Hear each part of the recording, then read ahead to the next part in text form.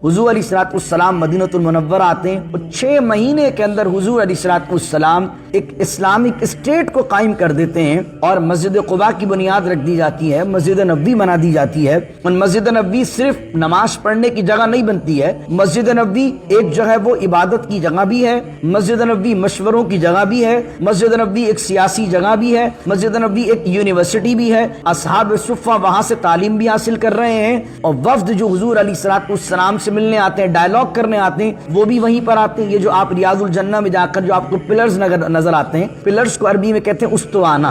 तो एक उस्तवानतुल तौबा है, एक उस्तवानतुल वफूद है, एक उस्तवानतुल सरीर है। उस्तवानतुल वफूद क्या था कि हुजूर उस जगह पर अपनी चेयर, अपनी पलंग, अपनी चारपाई लगाकर बैठते थे। उस सारे वफ्द जो ग्रुप टोले बनाकर कबीलों से आते थे, हुजूर अलैहिस्सलाम से वहां मिला करते थे। तो मदीनतुल मुनव्वरा मुसलमानों का एक कम्युनिटी सेंटर था, सिर्फ नमाज पढ़ने की जगह नहीं थी। इसलिए मस्जिद को उक़दतम मिन लिसानी यफ़क़हू क़ौली अल्लाहुम्मा सल्लि अला सय्यिदिना व मौलाना मुहम्मद मअदिनिल जूद वल करम व आलिहि व सहबिहि व बारिक वसल्लम। 9वें सिपारे के 15वें रुकू का आगाज़ है और अब हम 9वें सिपारे का लास्ट क्वार्टर शुरू कर रहे हैं। और बिहम्दिल्लाह कल हमारी सूरह आराफ अल्लाह के फजल से मुकम्मल हुई है और आज हम सूरह अनफाल की तिलावत शुरू करेंगे। सूरह अनफाल के अंदर 10 रुकू हैं और 75 इसकी आयात हैं और सूरह अनफाल मदनिया है, यानी ये नबी करीम सल्लल्लाहु अलैहि वसल्लम पर मदीनतुल मुनव्वरा में नाजिल हुई। अगर हिजरी कैलेंडर के हिसाब से देखें तो ये सूरत हिजरत के दूसरे साल नाजिल हुई। सीक्वेंस के हिसाब से देखें तो सूरह बकरा मदनिया, सूरह आले इमरान मदनिया, सूरह निसा मदनिया, सूरह माइदा मदनिया। उन तमाम के अंदर यहूदियों के साथ जो इंटरेक्शन मुसलमानों का हुआ है, ईसाइयों के साथ जो इंटरेक्शन मदीने जाने के बाद हुआ है, उन चारों सूरतों में उन इंटरेक्शंस के नतीजे में होने वाले डायलॉग्स, वो दलाइल जो ईसाइयत को और यहूदियत को इस्लाम ने दिए हैं, वो चारों सूरतों में आपको नज़र आते हैं। और फिर शरई अहकाम, क्योंकि दीन की तकमील मदीने में हुई है, इब्तदाई ज़माना मक्के का है और मदीनतुल मुनव्वरा के अंदर ग्रेजुअली अहकाम नाज़िल हुए कि ये फ़र्ज़ है, ये वाजिब है, ये सुन्नत है। तो उन 4 सूरतों में चारों की चारों मदनियाँ हैं और उन सूरतों में आपको जो है वो अहकामात की बातें ज़्यादा मिलती हैं। फिर आप आते हैं सूरह अनाम की तरफ और फिर सूरह अनाम के बाद सूरह आराफ की तरफ। सूरह अनाम के अंदर आप देखते हैं कि ख़ास तौर पर अल्लाह मुखातब है मक्के वालों से, क्योंकि सूरह अनाम भी मक्किया, सूरह आराफ भी मक्किया। मक्के वालों से मुखातब है और मक्के वालों को पहले सूरह अनाम के अंदर शिर्क की जो है वो बातिल होने के दलाइल दिए जाते हैं और तौहीद की बातें बयान की जाती हैं, रिसालत समझाई जाती है मक्के वालों को। फिर इसके अलावा हज़रत इब्राहीम अलैहिस्सलाम के क़िस्से को डिटेल के साथ अल्लाह रब्बुल इज़्ज़त सूरह अनाम में ज़िक्र करता है। इब्राहीम अलैहिस्सलाम की दावत कैसे थी, उन्होंने अपनी कौम को क्या पैगाम दिया। उसके बाद 8वें सिपारे में सूरह अनाम के अंदर उनका जो शिर्क था वो किस तरीके से अपनी शिर्क परस्ती में मुब्तला थे और किस तरीके से बुतों को पूजते थे और किस तरीके से जानवरों को बुतों के नाम पर ज़िबा करते थे, उसकी मजम्मत अल्लाह रब्बुल इज़्ज़त ने सूरह अनाम में बयान फरमाई। फिर सूरह आराफ का जिक्र हुआ और सूरह आराफ में फिर दोबारा मक्के वालों से ये खिताब है, वही तसलसल जो सूरह अनाम में था। और सूरह आराफ में क़िस्सा शुरू होता है जनाब आदम का और इबलीस का। वहाँ से बयान की जाती है कि शैतान ने क्या किया है, मस्जिद में आने के आदाब सिखाए जाते हैं। फिर उसी में बयान किया जाता है कि जन्नती जन्नत में जाएंगे, दोज़खी दोज़ख में जाएंगे, तो जन्नती क्या कहेंगे, दोज़खी क्या कहेंगे। और उसके बाद 8वें सिपारे के लास्ट क्वार्टर के अंदर आप देखते हैं कि फिर जनाब नूह अलैहिस्सलाम का क़िस्सा, जनाब सालेह अलैहिस्सलाम का क़िस्सा, अम्बिया अलैहिस्सलाम के क़िस्से बयान किए जाते हैं और उनकी कौमों के अहवाल बयान किए जाते हैं, ये समझाने के लिए मक्के वालों को कि ये दावत जो तुम तक नबी करीम सल्लल्लाहु अलैहि वसल्लम लेकर आए हैं, ये दावत नई नहीं है और तुम कोई पहली कौम नहीं हो। तुमसे पहले, तुमसे ज़्यादा ताकतवर, तुमसे ज़्यादा जीनियस लोग थे, उन तक भी अल्लाह के नबियों ने दावत पहुँचाई, अल्लाह का पैगाम आया, लेकिन उन्होंने नहीं माना। तो उनके अज़ाबात को भी जिक्र कर दिया कि अल्लाह रब्बुल इज़्ज़त ने अपने कुन के ज़रिए से ان بڑی بڑی بستیوں کو کس طرح ہلاکت میں ڈال دیا۔ اور پھر اس کے بعد 9ویں سپارے کے اندر آپ دیکھتے ہیں کہ ڈیٹیل کے ساتھ موسیٰ علیہ السلام اور فرعون کا ذکر آتا ہے کہ موسیٰ علیہ السلام نے فرعون کو اور آل فرعون کو کس طرح دعوت دین پیش کی، اور وہ قصہ حضرت موسیٰ علیہ السلام کا کہ جو فرعون کو غرق ہونے کا قصہ ہے، اور اس کے علاوہ حضرت موسیٰ علیہ السلام 40 دن کس طریقے سے طور پر گئے، اللہ کے سے ہم کلام ہوئے، یہ تمام ذکر و اذکار آپ کو ملتے ہیں۔ اور پھر آخر کے اندر آپ سورہ اعراف کے اندر دوبارہ اللہ رب العزت اس کو ریپیٹ کرتا ہے اپنے توحید کے بیان کو، پھر شرک کی بات، پھر کل آپ نے سنا ذکر کی بات۔ اب یہ تمام مضمون آپ کو سمجھ میں آنا چاہیے۔ اب دوبارہ سے مدنی صورتیں شروع ہو گئی ہیں، سورہ انفال اور سورہ توبہ، یہ دونوں ساتھ ساتھ ہیں، ان دونوں کا بھی پیئر ہے۔ اس پیئر میں کیا ہوگا؟ اس پیئر میں آپ دیکھیں گے کہ اللہ رب العزت نے مسلمانوں کو اب قوت کے ساتھ، طاقت کے ساتھ، اتھارٹی کے ساتھ، پاور کے ساتھ مشرکین کے ساتھ مد بھیڑ کا اور جھگڑنے کا اور دین کے غلبہ کرنے کا حکم دیا، کیونکہ دونوں صورتوں میں، انعام میں اور اعراف میں، اللہ نے مکے والوں پر اپنی حجت تمام کر دی۔ سمجھانے کا جو معاملہ تھا، پروسیس تھا، وہ انعام میں اور اعراف میں مکمل ہو گیا۔ سارے نبیوں کے قصے سنا دی، ساری قوم کے احوال بیان کر دی۔ رسول کریم علیہ السلام 12-13 سال مکے میں رہ کر تبلیغ کر لی، حضور نے سمجھا دیا۔ حضور پر صحابہ کرام علیہم رضوان پر ظلم و ستم کے پہاڑ توڑ دیے گئے، حضور نے مائگریشن کر لی، مدینہ المنورہ آ گئے۔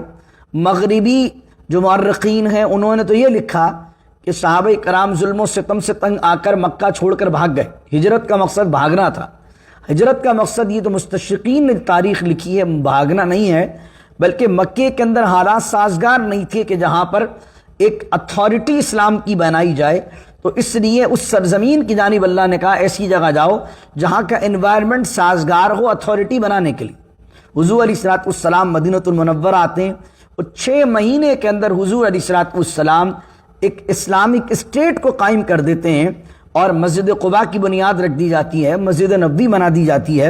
اور مسجد نبوی صرف نماز پڑھنے کی جگہ نہیں بنتی ہے، مسجد نبوی ایک جو ہے وہ عبادت کی جگہ بھی ہے، مسجد نبوی مشوروں کی جگہ بھی ہے، مسجد نبوی ایک سیاسی جگہ بھی ہے، مسجد نبوی ایک یونیورسٹی بھی ہے۔ اصحاب صفہ وہاں سے تعلیم بھی حاصل کر رہے ہیں، اور وفد جو حضور علیہ السلام سے ملنے آتے ہیں، ڈائلاگ کرنے آتے ہیں، وہ بھی وہیں پر آتے ہیں۔ یہ جو آپ ریاض الجنہ میں جا کر جو آپ کو پلرز نظر آتے ہیں، پلرز کو عربی میں کہتے ہیں استوانہ، تو ایک استوانۃ التوبہ ہے، ایک استوانۃ الوفود ہے، ایک استوانۃ السریر ہے۔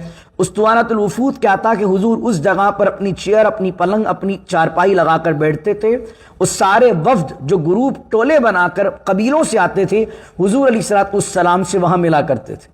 تو مدینہ المنورہ مسلمانوں کا ایک کمیونٹی سینٹر تھا، صرف نماز پڑھنے کی جگہ نہیں تھی۔ اس لیے مسجد کو اسلامی پرسپیکٹو کے اندر ایک کمیونٹی سینٹر ہونا چاہیے، یہ نہیں کہ آپ نے نماز پڑھی گھر چلے گئے۔ امریکہ کے اندر وہ جو ماڈل آپ کو نظر آتا ہے، میں سمجھتا ہوں بہت خوبصورت ماڈل ہے کہ مسجد کو کمیونٹی سینٹر بنا دینا، مسجد کو ایک یونیورسٹی کا درجہ بھی ہے، پولیٹیکل لحاظ سے مسلمان ایک یونٹی میں آ کر پولیٹیکلی کس طریقے سے انفلوئنس اپنا کریٹ کر سکتے ہیں، وہی مسجد ہی جگہ ہے۔ اس طریقے سے وہ جو انٹرفیتھ ہارمنی ہے کہ عیسائیوں کے ساتھ، یہودیوں کے ساتھ ٹیبل ٹاک کرنا، حضور علیہ السلام سے ملنے نجران کا جو عیسائیوں کا وفد تھا وہ کہاں آیا تھا؟ سورہ آل عمران آپ جو پوری پڑھائی ہے، میں نے آپ کو سمجھائی ہے، وہ پورا وفد حضور سے ڈائلاگ کرنے آیا تھا مسجد نبوی میں۔ تو مسجد میں ایک عبادت کا ایریا ہو، اتنی بڑی مسجد بنائی جائے، یا مسجد بنانے والے جب مسجد بنائیں تو ان کی اتنی مینٹلٹی ہو کہ آگے پیچھے اتنی جگہ اسپیس ہو کہ اگر مسجد کو بڑھانا پڑے تو وہ بڑھ سکے۔ اتنی چھوٹی ذہنیت سے مسجد نہ بنائیے، کیونکہ کچھ لوگ ہوتے ہیں کہ وہ چھوٹی سی مسجد بنا دیتے ہیں اور ان کے ذہنی ہوتا ہے کہ بس میں جب تک زندہ رہوں گا جب تک تو کام چل جائے گا۔ مسجد جب بھی بنائیں 200-300 سال کی پلاننگ سے بنائیں کہ میں مر جاؤں، میری اولاد، میری اولاد کی اولاد، میری اولاد کی اولاد۔ تو جو لوگ اس ویژن کے ساتھ کام کرتے ہیں پھر وہ دیکھیں کام پھر بڑا ہی کرتے ہیں۔ وہ جب ابتدا کر دیتے ہیں وہ دنیا سے چلی بھی جاتے ہیں اور کام پھر آگے بڑھتا رہتا ہے۔ جن کی مینٹلٹی چھوٹی ہے، جن کا ذہن ہی چھوٹا ہے، جن کے پاس کوئی ویژن ہی نہیں ہے، تو پھر وہ اس طرح کی باتیں سوچتے ہی نہیں۔ تو مساجد کو اس امریکہ کی سرزمین میں، یورپ میں، جہاں بھی بنائیے، مسجدوں کو ایک تربیت کا مرکز بنائیے، مسجد کو کمیونٹی سینٹر بنائیے، بچوں کے لیے بھی وہاں پر کچھ اس طرح کے پروگرامز ہونے چاہیے، بوڑھوں کے لیے بھی ہونے چاہیے، عورتوں کے لیے بھی ہونا چاہیے، جو لوگ سیاسی پولیٹیکلی لحاظ سے مسلمانوں کو اس ملک میں اسمبلیز میں ریپریزنٹ کرنا چاہتے ہیں اور پولیٹیکلی مسلمانوں کا ایک انفلوئنس کریٹ کرنا چاہتے ہیں، مسجد کے اندر ان کے لیے بھی ایک ایریا ہونا چاہیے، تاکہ ان ممالک کے اندر اسمبلیز میں، سینٹ میں مسلمانوں کی ایک ریپرزنٹیشن ہو، ایک انفلوئنس مسلمانوں کا۔ ہمارے ہاں جو بیکورڈ لوگ ہیں، کنزرویٹو لوگ ہیں، ان کو اس طرح کی باتیں پہ سمجھ میں نہیں آتی ہیں۔ جیسے ابھی کچھ دن پہلے مسجد میں پروگرام تھا، ایک صاحب تھے، ان سے کہا گیا کہ یار وہ گاڑی ہٹا لیں، بچے جو ہے وہ باسکٹ بال کھیلیں گے۔ تو کسی نے ان کو کہا تو وہ میرے پاس آئے اور آ کر کہنے لگے یار مفتی صاحب یہ مسجد ہے کہ کھیلنے کی جگہ ہے؟ اب بچے کھیل رہے ہیں پارکنگ میں باسکٹ بال، اور اس کے پیٹ میں درد کیا کہ یار یہ مسجد ہے کہ کھیلنے کی جگہ؟ ارے بھائی یہاں مصلی پر، یہاں جہاں میں نماز پڑھا رہا ہوں، یہاں بچہ تھوڑی کھیلے گا، بچہ کھیلے گا پارکنگ کے اندر۔ تو ہم یہ تھوڑی کہہ رہے ہیں کہ آپ جو ورشپ ایریا ہے وہاں پر کھلوائیے، لیکن مسجد کو انتظام تو کم از کم کرنا چاہیے کہ بچوں کے لیے، کیونکہ اس ملک میں اگر بچہ یہاں کے باسکٹ بال کورٹ میں نہیں کھیلے گا تو پھر ایسے لوگوں کے ساتھ کھیلے گا جو ڈرگ بھی لے سکتے ہوں گے، جو چرس بھی پیتے ہوں گے، جو گانجا بھی پیتے ہوں گے، جو لڑکی بازی بھی کرتے ہوں گے، جو عیاشی بھی کرتے ہوں گے۔ مسجد کے اگر باسکٹ بال کورٹ میں وہ کھیلے گا تو ان کے ساتھ کھیلے گا کہ جو باسکٹ کھیلتے کھیلتے اگر اذان آ جائے گی تو سب نماز پڑھنے آ جائیں گے۔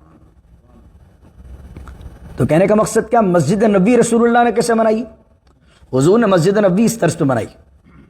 دین ہمارا کیا سکھا رہا ہے؟ دین ہمارا یہ فلسفی سکھا رہا ہے۔ تو جو لوگ کنزرویٹو ہیں، جو لوگ براڈ مائنڈڈ لوگ نہیں ہوتے، جو لوگ مطلب ان کا بڑا بیکورڈ لوگ ہوتے ہیں، ان کو یہ باتیں بھی عقل میں نہیں آتی۔ پھر وہ لوگ کہتے ہیں کہ یار آپ تو بڑے آزاد خیال آدمی ہیں، آپ تو بہت آزادی والی باتیں کرتے ہیں اور آپ تو اس طرح کی باتیں کرتے ہیں۔ کیونکہ میں خود بھی چونکہ اس ذہنیت کا مالک ہوں، تو مجھے بھی وہ جو لوگ اس طرح کے جو بیکورڈ ہیں وہ پھر میرے بارے میں اس طرح کی باتیں کرتے ہیں۔ کچھ لوگ کہتے ہیں کہ میں بڑا آزاد خیال آدمی ہوں۔ یہ آزاد خیالی نہیں ہے، یہ دین کو صحیح ڈھنگ سے کام کرنے کا طریقہ ہے۔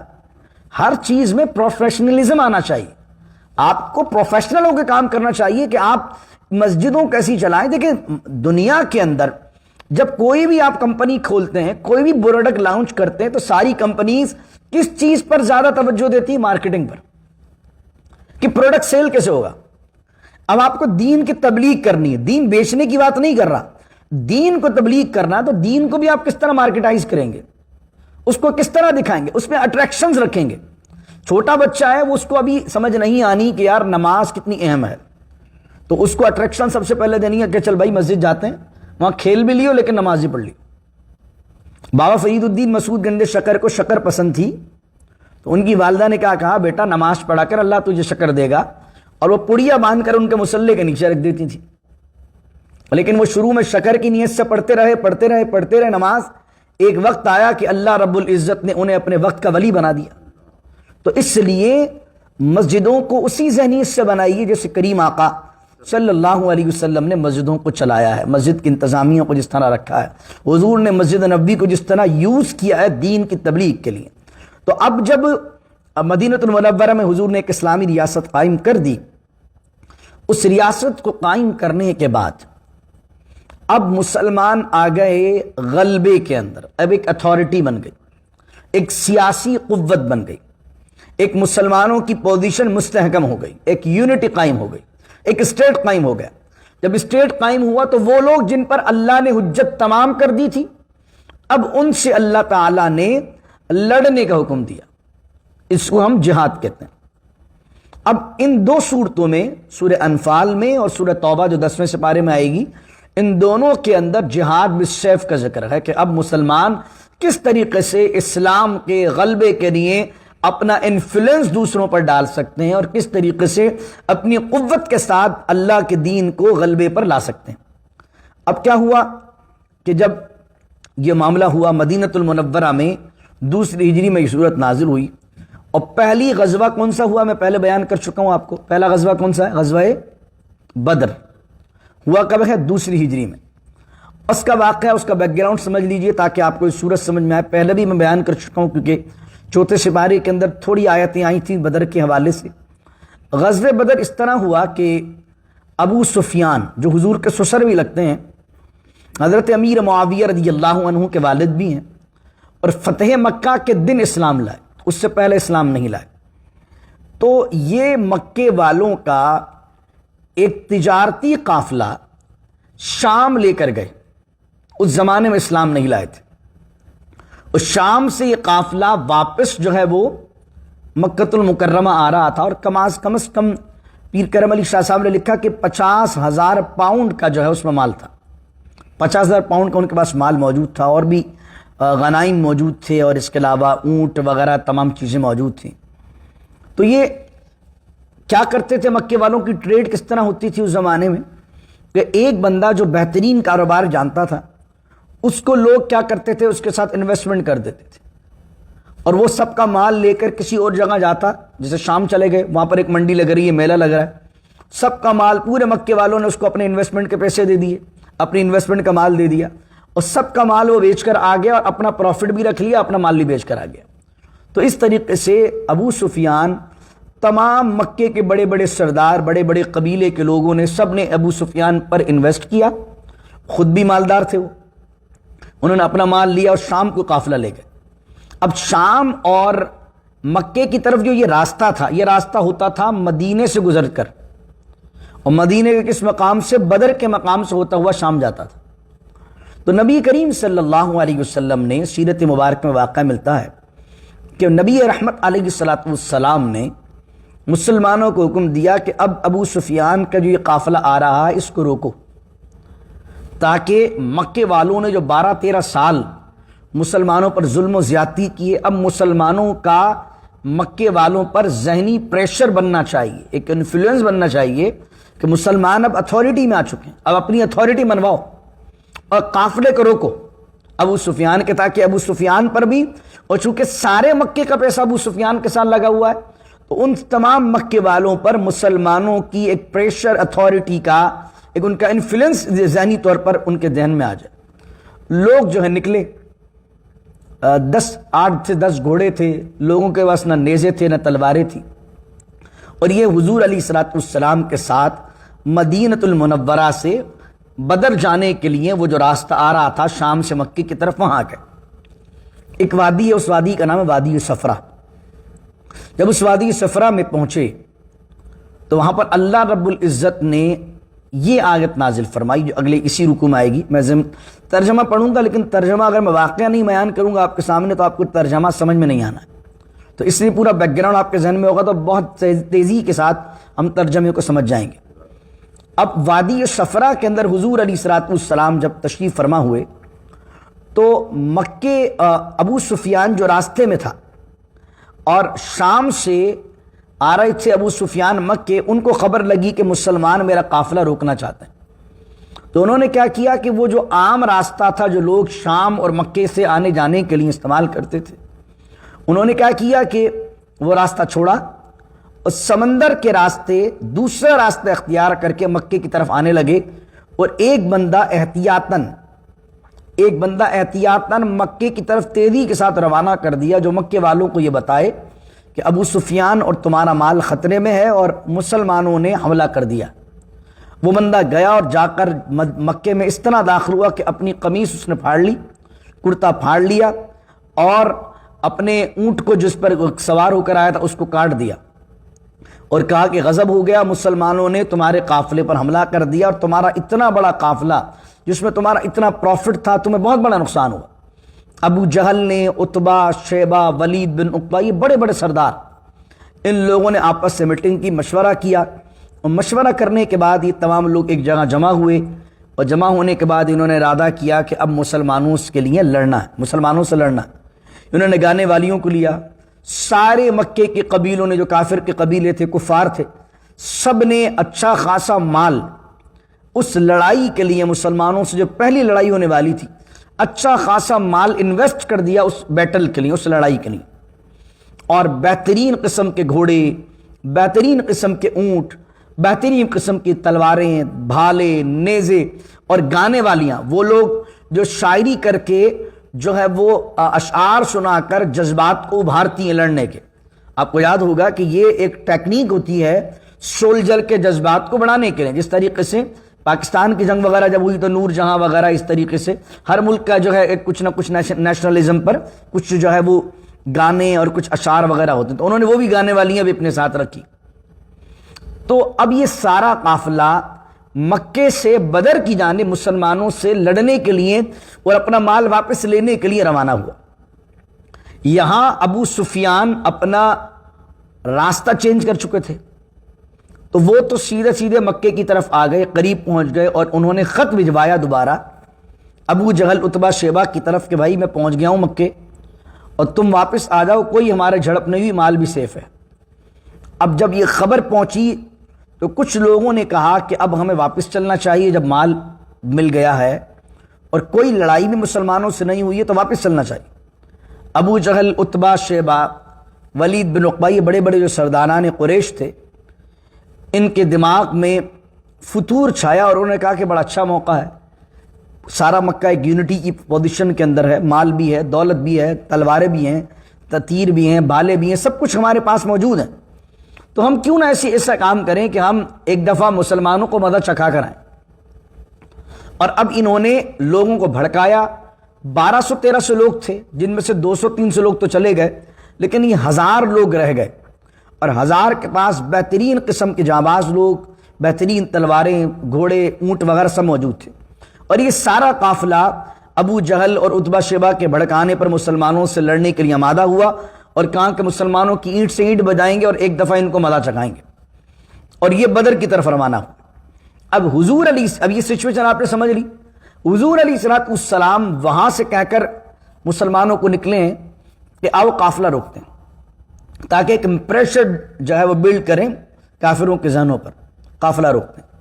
وادی صفرا میں پہنچے تو اللہ نے آیت نازل فرما دی، اے حبیب، اللہ تعالیٰ آپ کو ان میں سے، ان دونوں میں سے ایک گروہ پر غلبہ عطا فرما دے گا. ایک گروہ پر غلبہ، یعنی ایک قافلہ ہے اور ایک جو ہے وہ لشکر ہے جو ابو جہل لے کے آئے، ایک گروہ پر اللہ آپ کو غلبہ دے دے گا، فتح دے دے گا. تو اب جو لوگ تھے جو لڑنے کے ارادے سے نہیں آئے تھے، تلواریں نہیں تھی، تیر نہیں تھے، بھالے نہیں تھے، چند کمزور لوگوں نے کہا کہ حضور ہم تو لڑنے کے ارادے سے نہیں آئے، ہم تو تیاری سے ہی نہیں آئے. تو ایسا کرتے ہیں کہ وہ 40 ہی لوگ ہیں صرف قافلے میں، تو ہم ایسا کرتے ہیں قافلے پر حملہ کر دیتے. تو اللہ نے آیت نازل فرمایا کہ وہ چاہتے تھے کہ بغیر لڑے مال مل جائے. تو یہ قافلے کی طرف حملہ کریں گے، اتنے لوگ بھی نہیں ہیں، یہ لوگ زیادہ تھے، 313 کے قریب لوگ تھے مسلمان، تو وہ لوگ آسانی سے بغیر لڑے مال مل جائے گا. یہاں کیا تھا؟ ابو جہل والے گروپ پر حملے کرنے کا مقصد یہاں پر لڑنا تھا، لڑائی تھی، جہاد تھا، باطل کو نیچا دکھانا تھا، دونوں معاملات تھے. اب رسول کریم صلی اللہ علیہ وسلم نے صحابہ کرام رضوان اللہ علیہم اجمعین سے وادی صفرا میں مشورہ کیا، بتاؤ کرنا کیا چاہیے. حضرت ابو بکر کھڑے ہوئے، حضرت عمر کھڑے ہوئے، حضرت علی کھڑے ہوئے رضی اللہ عنہ، اور حضرت عثمان موجود نہیں ہے بدر میں. کیوں نہیں ہے؟ کیونکہ حضرت عثمان اس لیے موجود نہیں ہے کہ نبی کریم علیہ السلام کی ایک صاحبزادی حضرت رقیہ رضی اللہ تعالی عنہا کی طبیعت ٹھیک نہیں تھی، تو بدر میں حضرت عثمان جانا چاہتے تھے، لیکن رسول کریم صلی اللہ علیہ وسلم نے فرمایا عثمان تم ہماری بیٹی رقیہ کی تیمارداری کرو. تو حضرت عثمان اس لیے موجود ہیں. حضرت ابو بکر، حضرت عمر، حضرت علی تینوں کھڑے ہوئے اور کہنے لگے یا رسول اللہ صلی اللہ علیہ وسلم، آپ کا جو مرضی، آپ کا رب جو چاہتا ہے ہم آپ کے ساتھ کھڑے. آپ ہمیں جہاں بھی حکم دیں گے، دریا میں کودنے کا حکم دیں گے، ہم دریا میں کود جائیں گے، آپ حکم فرمائیے. حضرت مقداد بن اسود کھڑے ہوئے رضی اللہ عنہ، انہوں نے بھی جذبات کے اظہار کیا، یا رسول اللہ صلی اللہ علیہ وسلم، اگر آپ ہمیں لڑنے کا حکم دیں گے تو ہم موسیٰ علیہ السلام کی قوم نہیں ہیں جو آپ سے یہ کہیں کہ انت وربک فقاتلا انا ہاہنا قاعدون. پیچھے آیت گزری ہے کہ آپ جائیے اور آپ کا رب جائے، جا کر جبارین سے لڑیں، وہ تو بہت طاقتور ہیں، ہم تو نہیں لڑتے ان سے. جبارین کے جب میں نے آپ کو جہاد بیان کیا تھا کہ اللہ نے موسیٰ علیہ السلام کو کہا جبارین سے جا کر لڑو، تو انہوں نے کیا کہا تھا؟ قال فذهب انت وربک فقاتلا انا ہاہنا قاعدون. آپ جائیے، آپ کا رب جائے اور جا کر لڑے، انا ہاہنا قاعدون، ہم تو یہیں بیٹھے رہنے والے ہیں. تو یہ آیت حضرت مقداد نے پڑھی اور کہا یا رسول اللہ ہم موسیٰ علیہ السلام کی قوم نہیں ہیں، ہم آپ سے یہ نہیں کہیں گے کہ آپ جا کر لڑیں اور آپ کو جب رب جا کر لڑے، آپ کے انشاءاللہ عز و جل ہر لحاظ سے سینہ سپر کھڑے ہوں گے اسلام کے خاطر اور آپ کے خاطر۔ رسول کریم علیہ الصلوۃ والسلام نے پھر ہی فرمایا مجھے مشورہ دو۔ حضور کی خیال تھا کہ جتنے لوگ مشورہ دے رہے ہیں یہ سارے ہیں مہاجرین، اور حضور رائے لینا چاہتے تھے انصار سے، کیونکہ انصار نے بیعت حضور سے اس بات پر کی تھی کہ اگر کوئی مدینے پر حملہ کرے گا تو انصار ساتھ دیں گے۔ اور اب یہاں کیا ہو رہا تھا، یہاں پر اٹیکنگ پوزیشن تھی مسلمانوں کی کہ اب اللہ نے حکم دیا اٹیک کرنا، تو اب اس بات پر انصار نے بیعت نہیں کی تو حضور علیہ السلام چاہتے تھے کہ پہلے مشورہ کیا جائے لڑنے سے پہلے، تاکہ سب لوگوں کو ایک پلیٹ فارم پر جمع کیا جائے یونٹی کے ساتھ۔ اب یہ دیکھیے حضور کی سیرت کا یہ پہلو کہ لیڈر اس کو کہتے ہیں، لیڈر اس کو کہتے ہیں۔ رسول کریم علیہ السلام پیغمبر ہیں، نبی ہیں، چاہیں تو آرڈر دیں بس، اور نبی کا حکم ماننا لازم، جو نہیں مانے گا کافر۔ لیکن حضور علیہ السلام کا سکھا رہے ہیں لڑنے کے آداب، کہ جب کوئی بیٹل کے اندر کوئی سولجر ہے، کوئی آرمی کا آدمی ہے، کوئی لڑنے والا مجاہد ہے، اس کو کیا چاہیے کہ جو اس کے انڈر میں آنے والے سولجرز ہیں ان کو مشورہ کرے، ان سے کیا کرنا ہے، کیسے کرنا ہے، کیا سوچتے ہو، کیا دماغ ہے، کیا ذہن میں آتا ہے۔ اس سے کیا ہوگا، لوگوں کی مینٹلٹی پتہ پڑے گی، لوگوں کے جذبے پتہ پڑیں گے، کون آدمی کتنا پانی میں یہ پتہ پڑے گا۔ تو حضور علیہ السلام نے جب ان کی بات سن لی مہاجرین کی، حضور علیہ السلام نے فرمایا مجھے مشورہ دو۔ لوگوں نے حضور علیہ السلام کو مشورہ دیا، تو انصار سے حضرت سعد بن معاذ رضی اللہ عنہ کھڑے ہوئے، کہنے لگے یا رسول اللہ صلی اللہ علیہ وسلم، شاید آپ کی مراد ہماری طرف ہے۔ حضور علیہ السلام، ہم نے آپ کو اللہ کا نبی مانا ہے، آپ پر جو کتاب نازل ہوئی اس کو کتاب منزل مانا ہے، ہم آپ کے ساتھ ہیں ہر لحاظ سے، آپ کے دائیں کھڑے رہیں گے، آپ کے بائیں کھڑے رہیں گے، آپ کے آگے کھڑے رہیں گے، آپ کے پیچھے کھڑے رہیں گے، آپ پر جان وار دیں گے، آپ جو ہمیں حکم دیں گے، آپ دریا میں اتر جانے کا حکم بھی دیں گے تو ہم کھڑے۔ حضور علیہ السلام جب یہ جملہ سنا تو حضور کے چہرے والضحیٰ پر مسکراہٹ آ گئی صلی اللہ علیہ وسلم۔ اب حضور علیہ السلام بدر کی جانب روانہ ہو۔ بدر، وہاں ایک کنویں کا نام ہے، اور چونکہ 14ویں رات کا چاند اس کنویں میں نظر آتا تھا تو چاند کو بھی بدر کہتے ہیں، اس لیے اس علاقے کو بدر کہتے تھے۔ مدینہ المنورہ کے غالباً 1 سے 1.5 گھنٹے کی مسافت پر جو ہے بدر کا مقام واقع ہے۔ اس بدر کے مقام پر نبی کریم علیہ السلام نے پڑاؤ ڈالا، اور حضور جان عالم صلی اللہ علیہ وسلم نے جس جگہ پڑاؤ ڈالا مشورہ کیا کہ کہاں پڑاؤ ڈالنا چاہیے، خیمے لگا لیے گئے۔ اب مسلمانوں کے حصے میں جو زمین آئی وہ زمین ایسی آئی کہ جس میں ریت تھی اور ریت میں پاؤں دھستے تھے، تو لوگوں نے سوچا کہ ہم نے جو ہے وہ غلط چیز، غلط جگہ منتخب کر لی ہے، لیکن اللہ رب العزت نے بارش نازل فرمائی، وہ ریت سیمنٹ کی طرح روڈ بن گیا، لوگ آرام سے چلنے لگے۔ اور جہاں پر قافلے ڈالے تھے، قافلے کو ٹھہرایا تھا مکے والوں نے، وہ جگہ چکنی مٹی کی جگہ تھی اور ڈھلان تھی اس پہ، جب بارش ہوئی تو وہ چکنا ہو گیا، چکنا ہوا تو لوگ پھسلنے لگے۔ اور یہاں پر مسلمانوں کے پاس اللہ رب العزت پانی نازل کر کے پانی اسٹاک ہو گیا، مسلمانوں نے اچھی طرح وضو بھی کیا، غسل بھی کیا۔ اب یہ تمام معاملہ ہوا، اور پھر نبی کریم صلی اللہ علیہ وسلم 17 رمضان کو ہوئی ہے یہ جنگ، اور حضور علیہ السلام 16 رمضان ہے۔ رسول کریم علیہ السلام نے دیکھا کچھ لوگ پانی لینے آئے کیونکہ ادھر پانی نہیں تھا، پانی لینے آئے تو نبی کریم علیہ السلام نے پوچھا ادھر کتنے لوگ ہیں؟ تو انہوں نے کہا وہاں تو بہت لوگ ہیں، آپ لوگوں سے بہت زیادہ تعداد میں، کیونکہ یہاں 313 ہیں، وہاں 1000 ہیں، یہاں 8-10 گھوڑے ہیں، وہاں پر کئی طرح کے گھوڑے موجود ہیں، یہاں پر جو ہے وہ تیر اور بھالے اور تلواریں نہیں ہیں، وہاں پر تیر بھالے تمام چیزیں موجود ہیں۔ اب نبی کریم صلی اللہ علیہ وسلم نے اپنے حجرے میں 16 رمضان کی رات حضور علیہ السلام نے دعا مانگی، اور حضور جان عالم صلی اللہ علیہ وسلم کے کاندھوں پر چادر رکھی ہوئی تھی۔ حضرت ابو بکر صدیق رضی اللہ تعالیٰ عنہ حجرے کے باہر کھڑے ہیں، حضور علیہ السلام دعا کرتے ہیں، اے اللہ جو تو نے اپنے نبی سے وعدہ فرمایا اس کو پورا فرما، جو تو نے اپنے نبی سے وعدہ فرمایا اس کو پورا فرما، اور اگر آج وہ وعدہ پورا نہ ہوا تو میرے رب، میرے کریم رب دنیا میں کوئی تیری عبادت کرنے والا نہیں بچے گا. کیونکہ حضور جانتے تھے، شرح لکھی ہے علماء نے اس کی، رسول اللہ جانتے تھے میں آخری پیغمبر ہوں اور میری دعوت پر یہ چند لوگ ہی ہیں جو ایمان لائیں. اگر میں بھی شہید ہو گیا اور یہ مسلمان بھی شہید ہو گئے تو کون ہے جو توحید کی دعوت دے گا؟ تو رسول کریم علیہ الصلوۃ والسلام گر گڑاتے ہوئے روتے ہوئے عرض کرنے لگے، اے اللہ اپنے وعدے کو پورا فرما کہ اگر آج کے دن تیرا وعدہ پورا نہ ہوا تو فرماتے ہیں کہ آج کے بعد کوئی تیری عبادت کرنے والا روئے زمین پر موجود نہیں ہوگا. تو آپ اتنی گریہزاری کر رہے تھے، اتنے اشکباری کر رہے تھے کہ آپ کے کندھے مبارک سے چادر اتر گئی.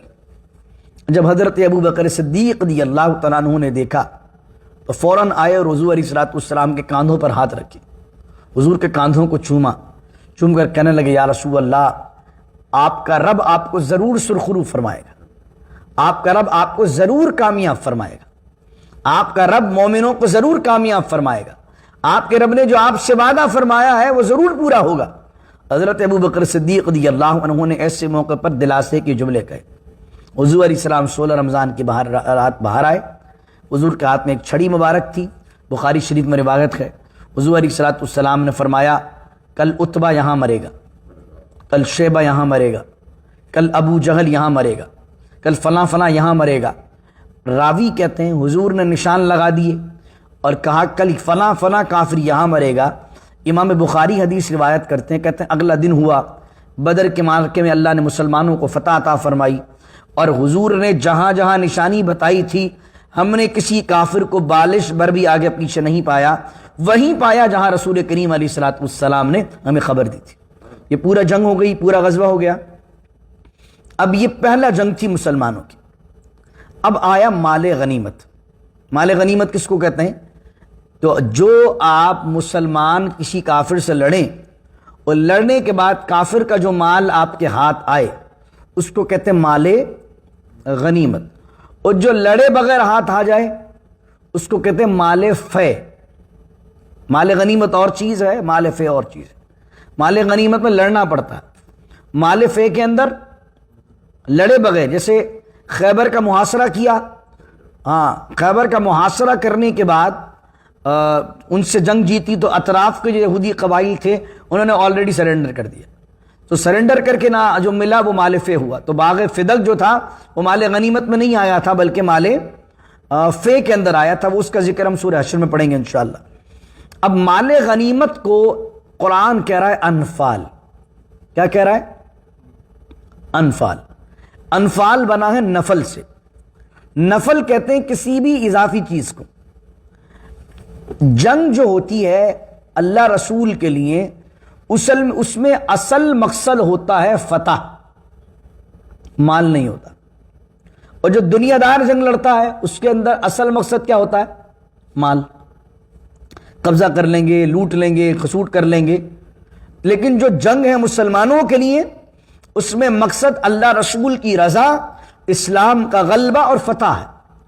اور جو چیز مل رہی ہے کافروں کی جانب سے وہ اصل مقصود نہیں ہے بلکہ وہ کیا اضافی چیز ہے. اس لیے مال غنیمت کو کیا کہا؟ انفال. اور یہ نفل سے نکلا. تو جو نماز فرض ہے، جو آپ کو اصل پڑھنی ہے، اس کو کیا کہتے ہیں؟ فرض. اور جو اضافی نماز ہے کہ جو آپ پڑھیں گے تو آپ کو کامل تقویت اور روحانیت نصیب ہوگی، وہ نفل اس لیے کہتے ہیں کہ وہ اضافی نماز ہے. اس لیے کچھ صوفیہ فرماتے ہیں، کچھ علماء نے اور فقہاء نے لکھا نماز دو قسم کی ہی ہے. وہ کون کون سی ہے؟ ایک وہ نماز ہے جو فرض ہے، ایک وہ نماز ہے جو نفل ہے. پھر سنت کیا ہے؟ وہ نفل چیز جو حضور نے مستقل ادا کی وہ کیا بن گئی؟ سنت مؤکدہ. وہ چیز جو حضور علیہ الصلوۃ، وہ نفل جو رسول کریم علیہ الصلوۃ والسلام نے کبھی ادا فرمایا کبھی نہیں ادا فرمایا، وہ نفل تو ہے لیکن کیا بن گیا؟ وہ سنت غیر مؤکدہ. اور اس نفل کے بارے میں جو تھا اضافی لیکن حضور نے حکم دے دیا اس کے بارے میں، تو کیا بن گیا؟ وہ واجب کے درجے میں آ گیا. اور جس کو قرآن نے مینشن کر دیا وہ کیا بن گیا؟ فرض بن گیا. تو نفل کا معنی اضافی چیز. تو یہاں پر نفل کہا گیا کہ جو مال غنیمت بدر میں تمہیں ملا ہے یہ تمہارے لیے نفل ہے کہ اضافی چیز ہے، اصل مقصد تو فتح ہے۔ اب ہوا کیا کہ کیونکہ اس سے پہلے جنگ نہیں ہوئی تھی، تو قریش میں اور مکے کے اندر یہ تھا کہ پہلے جو لڑائیاں ہوتی تھی جس کے ہاتھ میں جو آیا وہ اس کا، تو کچھ لوگ تھے جو حضور کے حجرے پر کھڑے تھے حفاظت کے لیے، کچھ بوڑھے تھے جو پیچھے کھڑے تھے، کچھ جوان تھے جو آگے تھے، تو کسی کے ہاتھ میں بہت سارا غنیمت آ گیا، کوئی حضور کی حفاظت پہ کھڑا تھا کچھ بھی نہیں ملا اس کو، کچھ بوڑھے تھے جوان تیزی سے لے گئے کچھ بھی نہیں ملا ان کو۔ تو اب یہ سوال پیدا ہو گیا کہ مال غنیمت تقسیم کیسے ہوگا؟ جو جوان تھے وہ کہہ رہے تھے ہمارے ہاتھ میں ہم نے مارا بندے، ہم نے 4 مارے تو 4 کے حساب سے لوں گا، کسی نے کہا بھائی میں نے 6 مارے تو میں 6 کے حساب سے لوں گا، کسی کو کہا کہ بھائی تو نے تو ایک ہی تلوار ماری ہے تو تجھے تو کچھ نہیں ملے گا۔ ابھی ہو گیا جھگڑا، جھگڑے سے مراد یہ کہ بحث ہو رہی ہے، کیونکہ ابھی تک پہلی جنگ ہے، اصول ہی نہیں آیا کہ بٹے گا کسے، ہر بندہ اپنے ذہن سے چل رہا ہے۔ تو قرآن نے اسی جگہ سے بات شروع کر دی۔ اس سورت کا نام انفال کیوں ہے آپ کو سمجھ میں آ گئی ہوگی، پورا اس کا بیک گراؤنڈ، اور شروع کے اندر وہی بات شروع کر دی۔ اب جنگ کی تو بات کرے گا اللہ بعد میں، پہلی آیت اس بارے میں کہ مال غنیمت کے بارے میں کہ یسألونک عن الانفال، یہ شروع ہو گئی سورت۔ اے حبیب یہ آپ سے سوال کرتے ہیں انفال کے بارے میں۔ انفال کس کے بارے میں کرتے ہیں؟ اضافی سامان کے بارے میں۔ اچھا جب مال کی نسبت اللہ رسول کی طرف ہو تو انفال کہا اللہ، جب اللہ اس کو تقسیم کرے گا لوگوں میں تو پھر اس کو انفال نہیں کہا، اس کو پھر کہا اموال یا غنیمت۔ یسألونک عن الانفال، اے حبیب آپ سے سوال کرتے ہیں انفال کے بارے میں۔ قل الانفال للہ والرسول، آپ کہہ دیجئے جو انفال ہے جو غنیمت ہے اللہ کا ہے اور اللہ کے رسول کا ہے۔ اس کا مقصد کیا ہے کہ اب چوں چنا نہ کرو، جو اللہ رسول حکم دیں گے بس وہی ہوگا۔ یہ چیز ڈالی مسلمانوں کے دلوں میں کہ محبت مال کی نہیں ہونی چاہیے، محبت اللہ کے حکم کی، اللہ کے رسول کے حکم۔ کیونکہ اگر پہلی جنگ کے اندر ہی مال کے چکر میں مسلمان لگ گئے تو پھر تو اللہ کے لیے کبھی جنگ نہیں کریں گے، نوٹوں کے لیے جنگ کریں گے۔ تو پہلی ہی دفعہ میں اللہ نے فوراً پکڑ کر لی ان کی، تاکہ ان کے دل خالص رہیں اللہ رسول کے لیے۔ یسألونک عن الانفال، اور اے حبیبی آپ سے سوال کرتے ہیں انفال کے بارے میں۔ قل الانفال للہ والرسول، آپ کہہ دیجئے انفال جو ہے وہ تو اللہ کے لیے، اللہ کے رسول کے لیے۔ فاتقوا اللہ، تو اللہ سے ڈرو۔ وَأَصْلِحُوا ذَاتَ بَيْنِكُمْ، اور آپس میں صلح رکھو، آپس میں صلح پسندی اختیار کرو، آپس میں بنا کر رکھو۔ وَأَطِيعُوا اللَّهَ وَرَسُولَهُ، اور اطاعت کرو اللہ کی، اس کے رسول کی۔ إِن كُنتُم مُؤْمِنِينَ، اگر تم مومن ہو، اطاعت کرو۔ اللہ رسول کہہ دیں اس کو دے دو غنیمت، اتنا حصہ اس کا، ختم بات۔ اب وہ 10واں پارہ جب شروع ہوگا نا تو وَاعْلَمُوا أَنَّمَا غَنِمْتُمْ، وہاں سے اللہ بیان کرے گا کہ تقسیم ہوگی کیسے۔ پہلے یہ بات سمجھائی جا رہی ہے، باٹم لائن سمجھ لو کہ یہ سارا مال تمہارا نہیں ہے، سارا مال کس کا ہے؟ اللہ ہے، اللہ کا ہے، اللہ کے رسول صلی اللہ علیہ وسلم کا۔ اب وہ تمہیں آرڈر دیں گے کہ تقسیم ہوگی کس طریقے سے، کیونکہ مسلمانوں کے اندر یہ بات اس لیے ڈالی جا رہی ہے کہ مسلمان کا سولجر جو ہے وہ بکنا نہیں چاہیے نوٹوں پہ۔ یہ سولجر کے اندر بڑی اہم چیز ہے۔ تو اس لیے جو آرمی ہے، جو مسلمانوں کی آرمی ہوتی ہے، اس کے اندر بڑی اہم ضرورت ہے کہ جو آرمی کے لوگ ہیں ان کو یہ بات سمجھائی جائے کہ ہمارا لڑنا کس لیے ہے، ہمارا لڑنا ہے دین کے لیے، اسلام کے لیے۔ ہمارا جو لڑنا ہے وہ اللہ کے دین کے غلبے کے لیے لڑنا ہے، تاکہ کوئی بھی ہمارے سولجر کو پیسوں میں، ڈالروں میں خرید نہ سکے۔ فرمایا کہ اب اللہ بیان کر رہا ہے مومنوں کو، پہلے کہا اگر تم مومن ہو تو یہ کام کرو، اطاعت کرو اللہ کی، اللہ کے رسول کی۔ اب اللہ کہہ رہا مومن ہوتے کون ہیں؟ انما المؤمنون، اور بے شک مومن تو وہ ہیں الذین اذا ذکر اللہ وجلت قلوبہم، کہ جب ذکر کیا جاتا ہے ان کے سامنے اللہ کا، وجلت قلوبہم، ان کے دل دہل جاتے ہیں، وَإِذَا تُلِيَتْ عَلَيْهِمْ آیات، اور جب تلاوت کی جاتی ہے ان پر اللہ کی آیات کو، زادتہم ایمانا، تو وہ ایمان کو ان کے بڑھا دیتی ہے۔ یعنی جب آیت قرآن پڑھی جاتی ہے، اللہ نے بیان کر دیا غنیمت اس کے لیے، فنا اس کے لیے، تو ان کے دلوں میں کچھ شک نہیں آتا، رہے مجھے تو ملا نہیں۔ بلکہ مومن تو وہ ہے اللہ کا نام آتے ہی دل ہل جائے گا اس کا، اللہ کا بات آ گئی، رسول کی بات آ گئی، ختم. یہ ہونا چاہیے دل میں. اب بھی شک نہیں کہ یار مجھے تو کچھ ملا ہی نہیں، اللہ رسول کی بات آ گئی، اب دل بھی تمہارے دل ہلنے چاہیے. اور اللہ کی آیت پڑھ دی، قرآن یہ کہہ رہا ہے، تو ایمان کے اندر کیفیت تمہاری مضبوط ہونی چاہیے. وَعَلَىٰ رَبِّهِمْ يَتَوَكَّلُونَ. اور تیسرا درجہ یہ ہے کہ مومن تدبیر تو کرتا ہے، لڑتا تو ہے، مومن جو ہے وہ محنت تو کرتا ہے، لیکن رزلٹ کے اندر بھروسہ اللہ پر کرتا ہے، اپنی محنت پر نہیں کرتا. یہ تینوں چیزیں دل سے ہیں. کون سی؟ دل کا اللہ کے ذکر سے دہل جانا، ایمان کا زیادہ ہو جانا، اور بھروسہ کرنا. یہ تینوں چیزیں دل سے. اب اگلی آیت میں اللہ نے دو چیزیں جو فزیکلی ہیں وہ بیان کی. الذین یقیمون الصلاۃ، اور وہ جو نماز کو قائم کرتے ہیں. ومما رزقناہم ینفقون، اور وہ جو ہمارے دیے ہوئے رزق میں سے خرچ کرتے ہیں. اولئک هم المؤمنون حقا. اللہ کہتا ہے اگر تم مومن ہو، کہا تھا نا، اللہ کہتا ہے یہ جو 5 نشانیاں جن میں ہیں، اولئک هم المؤمنون حقا، یہی سچے مومن ہیں. لہم درجات عند ربہم، ان کے رب کے پاس ان کے درجات ہیں، مراتب ہیں. ومغفرت، اور مغفرت ہے. ورزق کریم، اور بہت کرم والی روزی ان کے رب کے پاس ان کے لیے لکھی ہوئی ہے. کما اخرجک ربک من بیتک بالحق، اور اے حبیب اسی طریقے سے آپ کے رب نے آپ کو آپ کے گھر سے نکالا حق کے ساتھ. وَإِنَّ فَرِيقًا مِّنَ الْمُؤْمِنِينَ لَكَارِهُونَ، اور بے شک مسلمانوں میں سے ایک گروہ اس کو ناپسند کرتا تھا. میں واقعہ پورا سنا چکا ہوں. کیا ناپسند کر رہا تھا؟ کہ اب لڑنے جائیں، کچھ ہے تو نہیں ہمارے پاس، ہمیں تو قافلہ روکنا چاہیے. یجادلونک فی الحق بعد ما تبین، اور وہ آپ سے بحث کر رہا تھا، جھگڑا کر رہا تھا، جھگڑے سے مراد بحث کر رہا تھا اس حق کے بارے میں جو آپ کے رب نے واضح کر دیا تھا آپ پر. کیا؟ کہ ہم آپ کو فتح دیں گے. کأنما یساقون الی الموت وهم ینظرون، اور ان کو ایسا لگ رہا تھا گویا انہیں دیکھی بھالی موت کے پاس لے جایا جا رہا ہے، کہ وہ دیکھی بھالی موت کے قریب جا رہے ہیں، حالانکہ وہ اسے دیکھ رہے ہیں. یعنی کہ بدر میں مسلمانوں کو یہ کہنا کہ جا کر لڑو ابو جہل والوں سے، 1000 وہ ہیں، تم 313، سامان بھی ان کے پاس ہے. تو ان کو لگ ایسا رہا تھا گویا کہ وہ سیدھے سیدھے دیکھتے ہوئے موت کے پاس جا رہے ہیں. حالانکہ وَإِذْ يَعِدُكُمُ اللَّهُ، حالانکہ اللہ نے وعدہ کر لیا تھا تم سے، احدى الطائفتین انہا لکم، کہ دونوں گروہ میں سے ایک گروہ اللہ تمہیں دے دے گا، یعنی تمہیں فتح دے دے گا. ایک گروہ تمہارے لیے ہے، ایک گروہ کی فتح لکھ دی.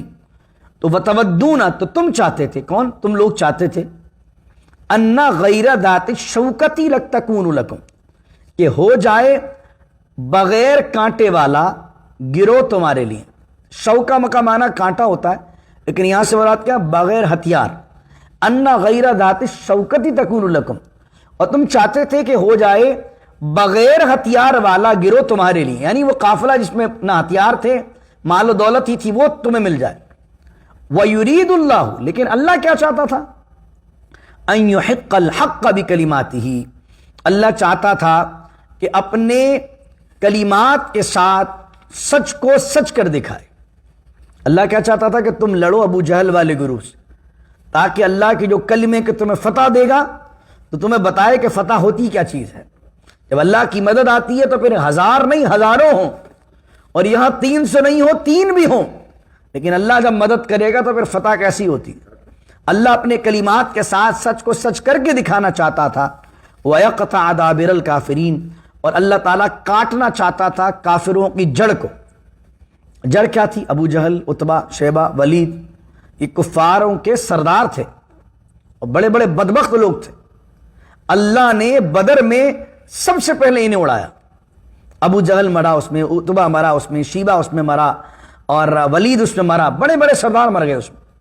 یعنی جو اصل پاور تھا جو مشرکین کا، اللہ نے بدر میں ہی تمام کر دیا ان کو.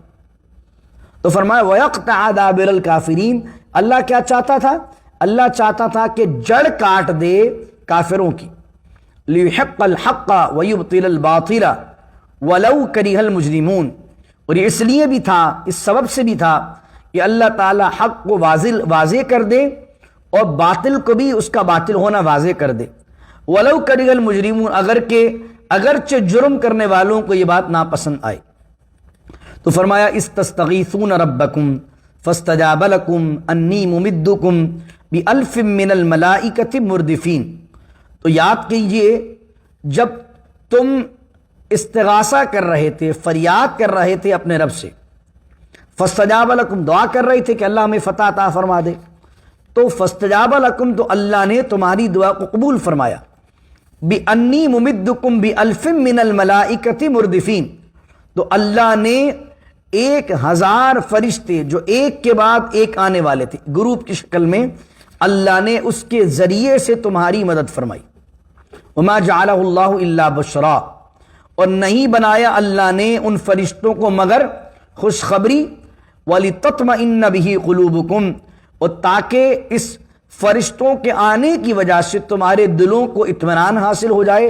وَمَن نَّصْرُ إِلَّا مِنْ عِنْدِ اللَّهِ اور نہیں ہے مدد مگر صرف اللہ ہی کی جانب سے. ان اللہ عزیز حکیم اور بے شک اللہ تعالی غالب ہے اور حکمت والا ہے. یہ سورہ انفال کا پہلا رکوع 10 آیتیں آج مکمل ہوئیں. آگے بھی کل پرسوں بھی بدر کی بات ہی چلے گی انشاءاللہ. اور یہ بات یاد رکھ لیجئے کہ اس میں مفسرین کا، محدثین کا اختلاف ہے کہ ان فرشتوں نے آ کر قتال کیا یا نہیں کیا.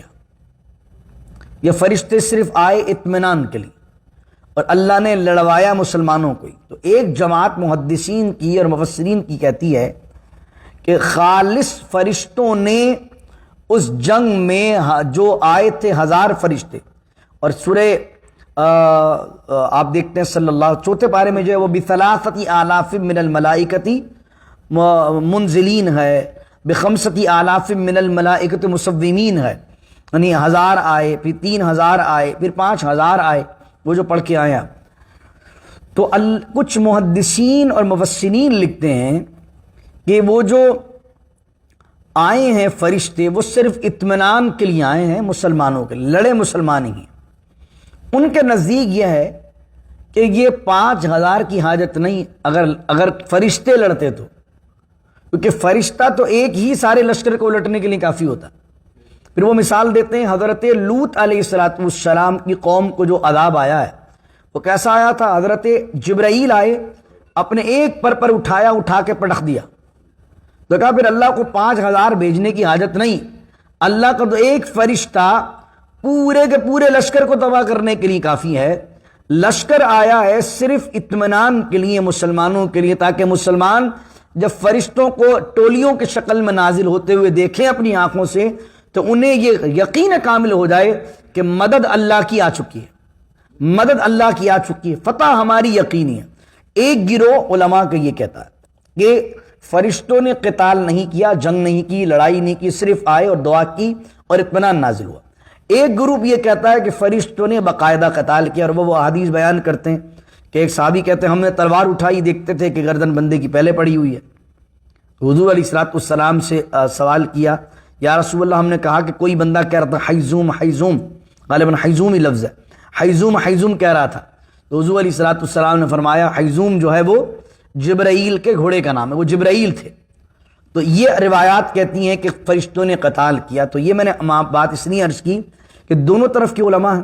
تو اگر کوئی آپ کے سامنے یہ بات کر دے کہ بھئی قتال نہیں کیا تھا تو اس طرف بھی علماء ہیں، کوئی کہہ دے قتال کیا تھا تو اس طرف بھی علماء ہیں. دونوں طرف کی روایات ہمیں ملتی ہیں. لیکن قرآن کی یہ جو آیت ہے، قرآن کے اندر یہ نہیں ملتا ہے کسی آیت کے اندر کہ فرشتے آئے اور انہوں نے لڑا. یہ تو آیا فرشتے آئے، اس میں کیا بیان کیا 1000 آئے. چوتھے بارے میں کیا تھا 1000 آئے، پھر 3000 آئے، پھر 5000 آنے کا ذکر ہے. پھر اللہ کیا کہہ رہا ہے، ہم نے ان کو بنایا مسلمانوں کے لیے خوشخبری، وَلِتَطْمَئِنَّ بِهِ قُلُوبُكُمْ اور اس کے ذریعے سے ان کے دلوں کو اطمینان دیا. تو یہاں پر بھی اللہ کہہ رہا ہے دلوں کو سکون اور اطمینان ملا اور خوشخبری مل گئی فتح کی. بس لڑنے کا ذکر ان آیات میں نہیں ہے. تو جب ان آیات میں لڑنے کا ذکر نہیں ہے تو پھر وہ روایات کی بحث ہو جاتی ہے. پھر روایات کی بحث ہو جاتی ہے تو پھر وہ ڈفرینس آف اپینین آ جاتا ہے. دونوں طرف علماء ہیں، تو جو بھی رائے اپنائے، دونوں کی رائے جو ہے وہ روایات سے ہی ماخذ شدہ ہے. دعا کیجیے اللہ رب العزت سے اللہ تعالیٰ اصحاب بدر اور بدر والوں کے صدقے ہماری تمام مشکلات کو دور فرمائے۔ کیونکہ آج تعارف بھی تھا تو اس لیے آج درس بھی کافی طویل ہو گیا، کیونکہ سورت کا تعارف تھا اور بیک گراؤنڈ تھا اس کا۔ انشاءاللہ تسلسل کے ساتھ ہم آگے بیان کریں گے۔ اللہ رب العزت اس درس میں ہمیں مکمل قرآن کریم سنانے کی، پڑھانے کی، سمجھانے کی، سمجھنے کی، آگے بڑھانے کی توفیق عظمیٰ نصیب فرمائے اور عمل کی بھی اخلاص کے ساتھ توفیق نصیب کرے۔ بسم اللہ الرحمن الرحیم۔ الحمدللہ رب العالمین والصلاة والسلام علی اشرف الانبیاء والمرسلین۔ ربنا ظلمنا انفسنا وان لم تغفر لنا وترحمنا لنکونن من الخاسرین۔ رب اجعلنی مقیم الصلاة ومن ذریتی ربنا وتقبل دعاء۔ ربنا اغفر لی ولوالدی وللمؤمنین یوم یقوم الحساب۔ وصلی اللہ تعالی علی خیر خلقہ ونور عرشہ محمد وعلى آلہ وصحبہ اجمعین برحمتک یا ارحم الراحمین۔ لا الہ الا اللہ محمد رسول اللہ۔